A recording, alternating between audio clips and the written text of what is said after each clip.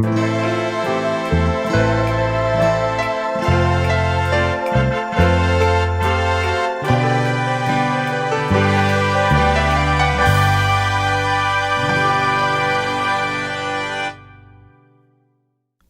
ladies and gentlemen, and welcome back to another episode of Everyday Mobile.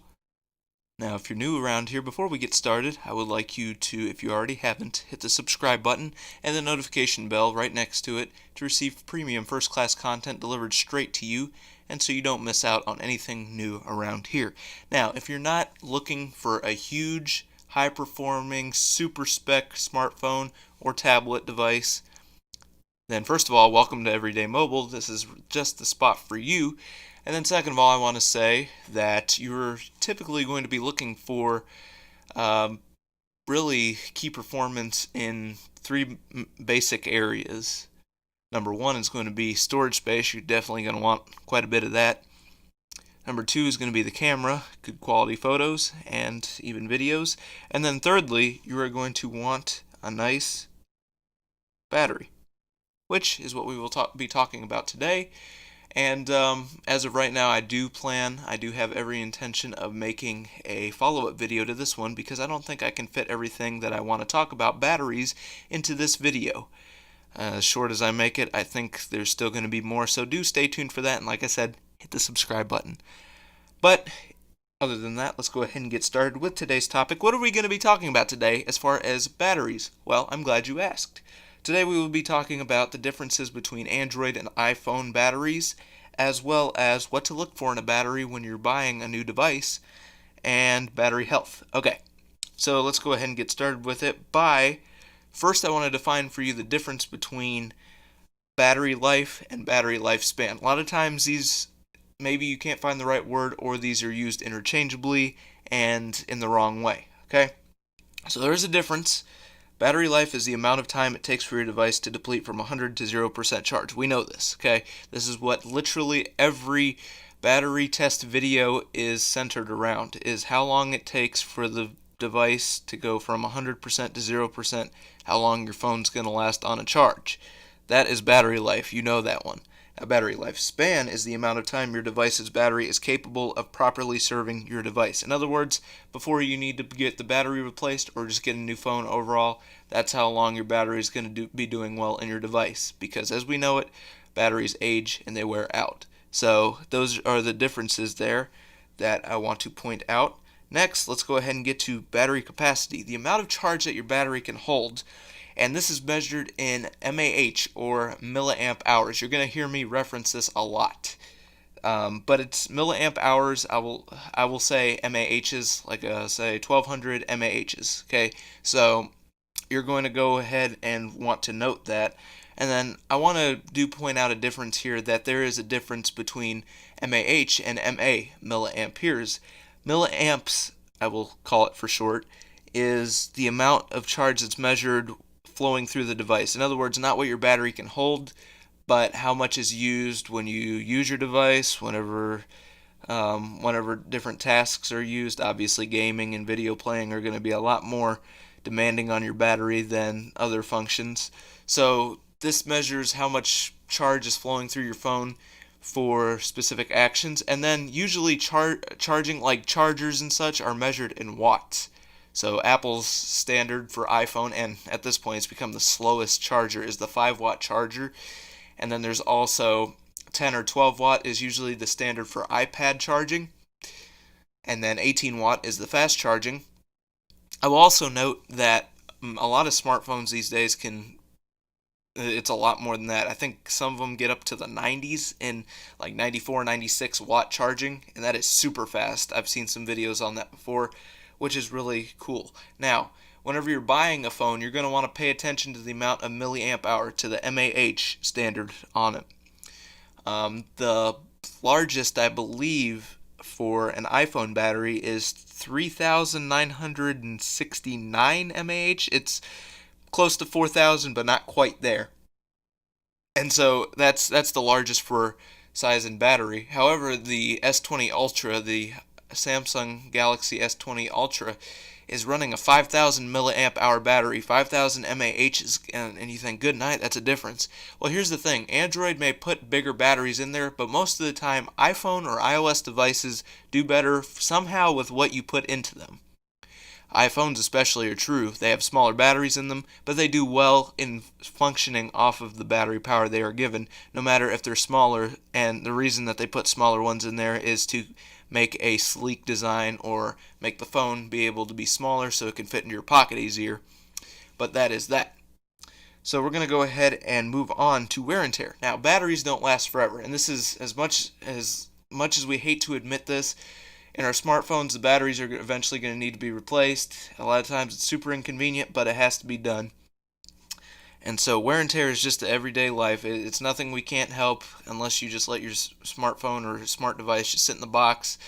It's going to wear and tear gradually on the battery.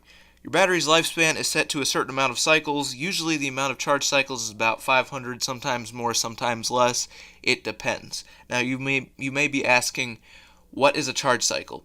Well, a charge cycle, and I mistyped here, a complete charge cycle is worn when a battery is depleted from 100% to 0% without charging. I got that completely backwards because I was tired when I made this. It's actually a charge cycle, okay, is whenever you plug in your device from 0 to 100% without any interruptions, without any unplugging the device.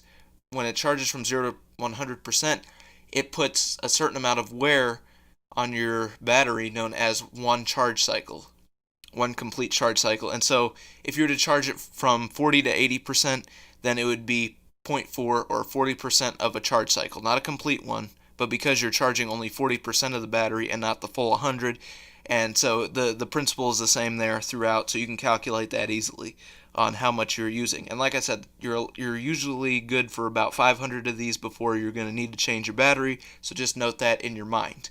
Now, it is recommended to, in the interest of using your battery cycles wisely, to keep your device between 40 and 80%, if at all possible, unless you're in an emergency or you're calibrating your battery, which we will get to later.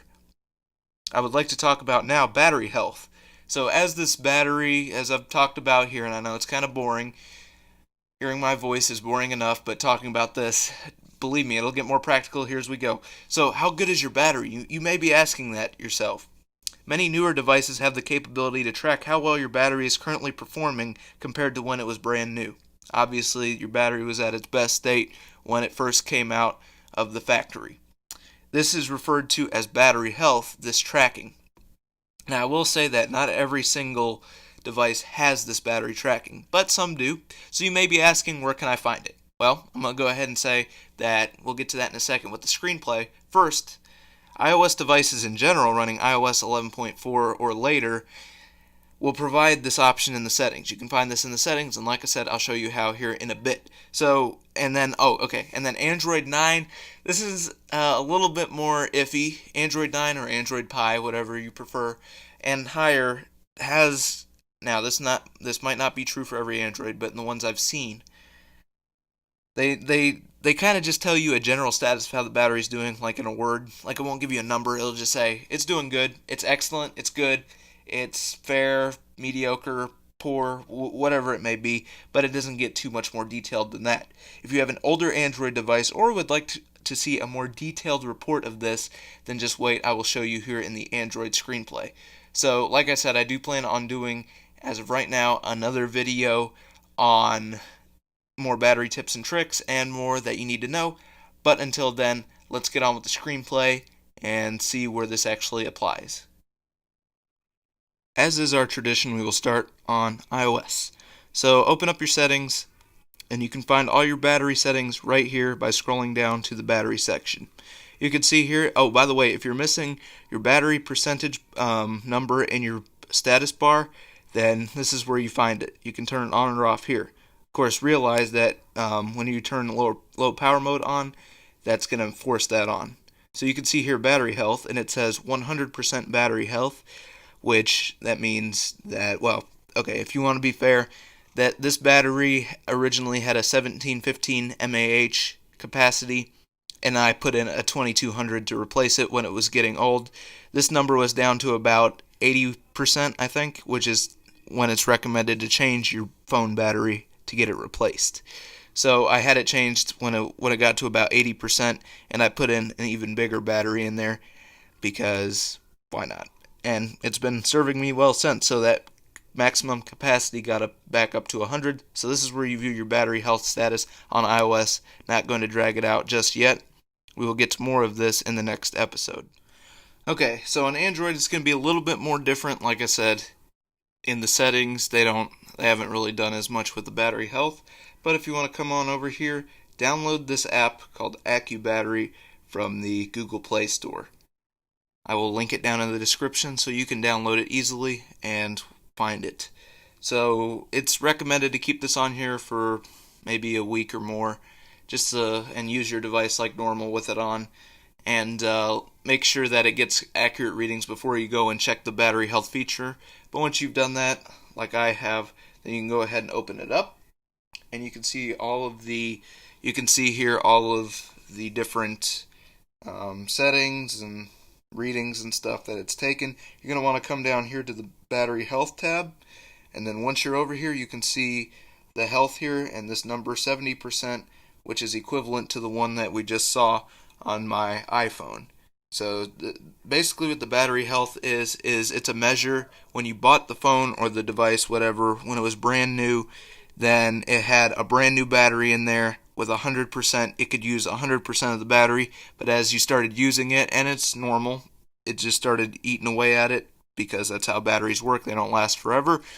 And when it started wearing down, this is how much of the battery you can use left. So basically, even if you charge it up to 100%, you're still only using 70% of the battery's capability compared to when it was brand new, if that makes sense. So, but anyway, I hope you did enjoy this video. Once again, if you haven't already and you're new around here, do subscribe and tap the notification bell to get premium first-class content delivered straight to you. And stay tuned for the next episode of this battery topic. I would appreciate that greatly, and I think it would help you as well. Also, do leave a like on your way out for the work I put into this video. Other than that, appreciate you watching once again, and I hope you have a great day, ladies and gentlemen. I will see you next time. Bye.